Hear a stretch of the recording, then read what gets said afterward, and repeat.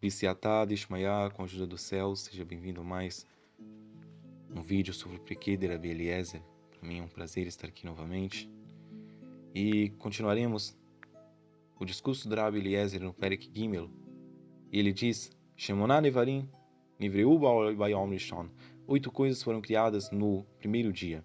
Essas 8 coisas que ele mencionará são as que aparecem no relato da criação sobre o dia primeiro, no livro de Gênesis.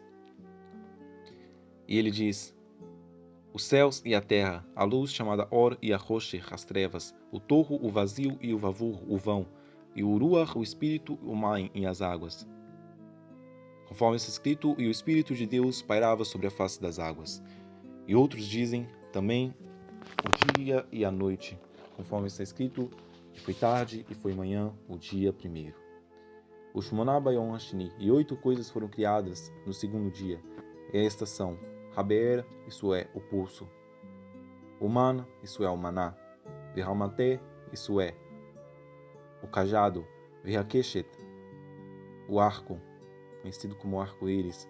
Virhakatuv, isso é a arte de escrever. Virhamirtav, isso é a escrita em si. Virhaketonet, isso é a veste especial de Adam, que foi transmitida a Yosef por uma linha sublime. Veramazikim, e os espíritos impuros. Essas coisas foram criadas no segundo dia. Ve'asará devarim alu b'machashava, e 10 coisas subiram ao pensamento. Yerushalayim, e os espíritos dos patriarcas.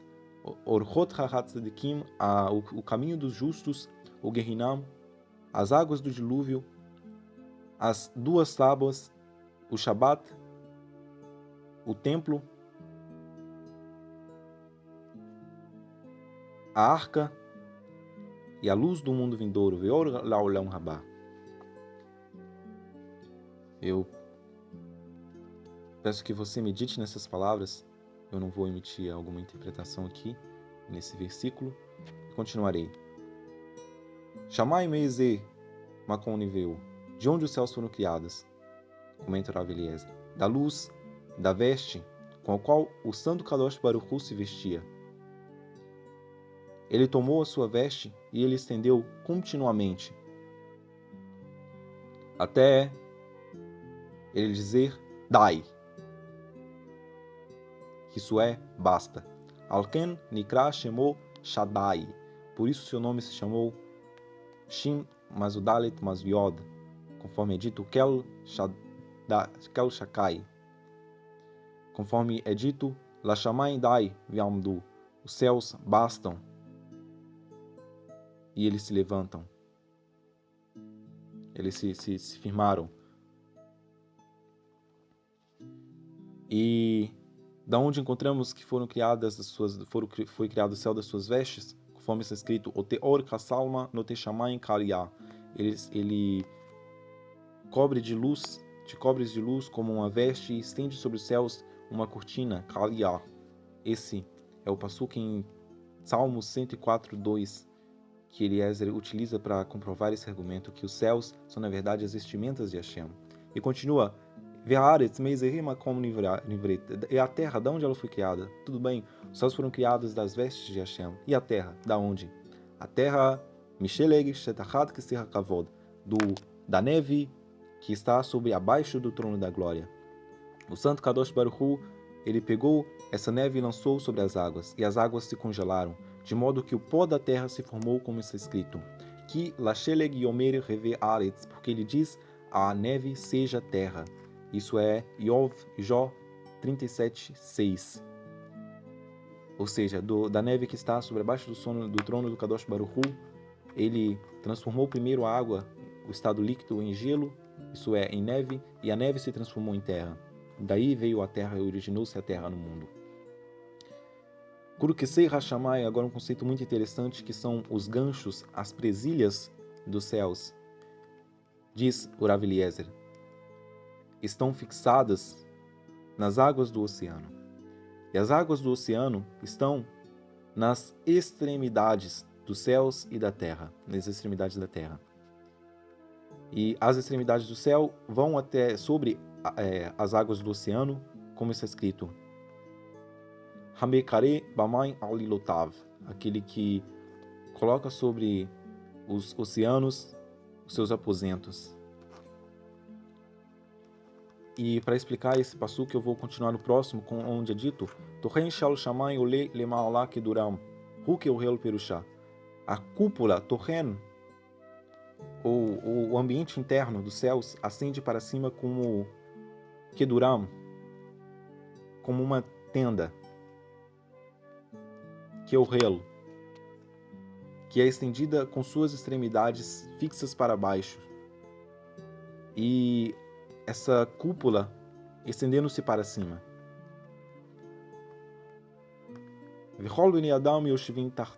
forma que permita com que os seres humanos habitem abaixo dos céus. Kachem HaShamayim. Isso é, que eles fiquem debaixo dos céus,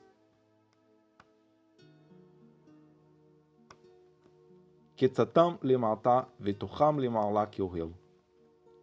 E assim são os céus.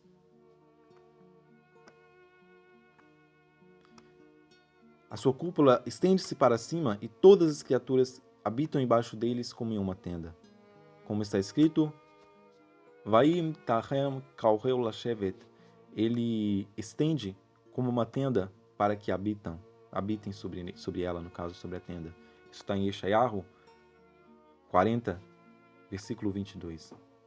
Daqui nós temos o conceito de um mundo muito interessante, como nós encontramos em alguns mapas astrológicos ou até mapas mundis dos tempos passados, que interpretam o mundo como sendo um lugar fixo, estacionário, conforme é dito, que é estendida com suas extremidades para baixo e sua cúpula estendendo-se para cima, ou seja, existe um limite, uma demarcação, conforme comenta o próprio comentarista sobre esse porquê de Rabi Eliezer, isso é Radal.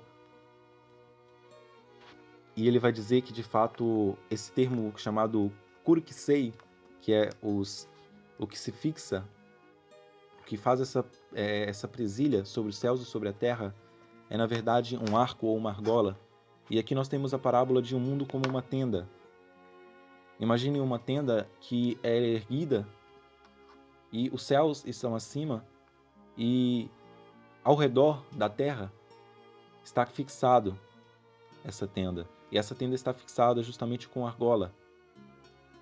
E essas argolas são o que prendem e delimitam os céus e a terra. E fazem essa demarcação. Limitam a terra e conectam ao céu. E fazem esse limite, no caso, o que seria comparado aos termos modernos, ao domo, que chamou-se de cúpula, conforme eu traduzi aqui. E esse domo faria também essa diferença entre os céus e a terra. E conforme comenta o próprio Radal sobre esse passuca, daqui nós temos também algumas interpretações interessantes, como em Gênesis, Bereshit, é dito que as janelas do céu se abririam, ou seja, reforçando ainda mais a ideia de um mundo como sendo uma tenda de habitação para os seres humanos, uma tenda de morada para os filhos do homem, isto é, como um ambiente controlado, feito por Hashem. E essa ideia nós vemos nos povos antigos, dessa segurança que Hashem ele concede no mundo, dessa presença constante, que ele criou essa tenda. E isso vai contra a afirmação do mundo como sendo algo de uma inevitável casualidade e traz ele sob a perspectiva de um cuidado maior, como sendo uma tenda que tem portas, que tem janelas que são fechadas e que podem se abrir a qualquer momento e cairá sobre o mundo desastres. Também nós temos o conceito de extremidade inalcançável, que tira do homem a soberba da possibilidade de se achar capaz de dominar todo o mundo e todas as coisas, como sendo aquele que sai do seu planeta, da sua própria habitação, para ir para outro lugar que lhe é desejado. Mas nós sabemos que existe um limite e uma divisão básica entre céu e terra, conforme encontramos no próprio episódio da Torre de Babel, onde os homens disseram: Vinde, vamos, e construamos uma torre cujo seu topo chegue ao céu. Isso é o desejo de ultrapassar essa barreira e de se assemelhar ao Criador.